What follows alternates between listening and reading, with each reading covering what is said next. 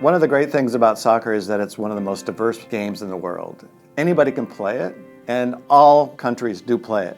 So here in the United States, we have kids from all over the world because it's a cultural melting pot. In that regard, how we address respect in soccer is how we can really make youth sports a real venue for both character development and great ways of playing soccer.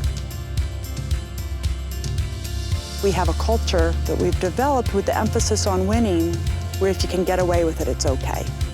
And if we can emphasize what their effort was and necessarily the result when they're developing, that's the focus, is what it should be.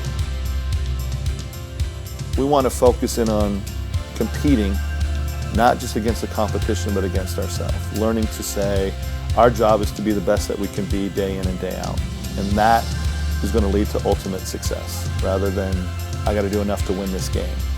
So those are some of the life lessons we're really trying to teach them, is how do we get through emotional moments, a tough loss, a great win? How do we get through that, work through the other side, and get to where it matters, which is how do we perform in each and individual moments? Respect is about leadership, and just the nature of respect requires you to be a leader. Everybody sets a tone, and in order to be a leader, you have to recognize your own faults.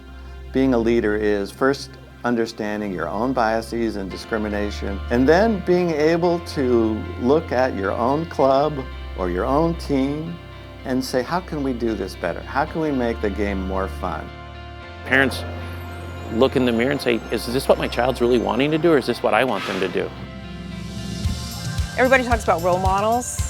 You know, we represent our club, we need to be a role model, but we also represent our child as well. So being positive on the sidelines, that's how you're going to represent your child.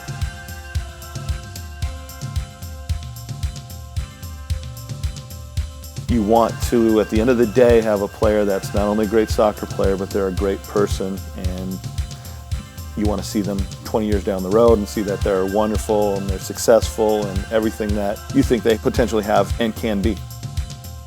I think you can develop your self-esteem by having a role, having a sense of belonging through sports. We can see the importance of that to kids in the way they wear their gear to school and around the community all the time. It says, I belong, and it can be a healthy place to belong and a healthy way to belong.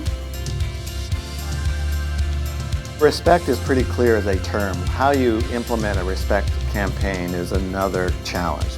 People may get it intellectually, but be able to put it in practice on the field every day is what our goal is.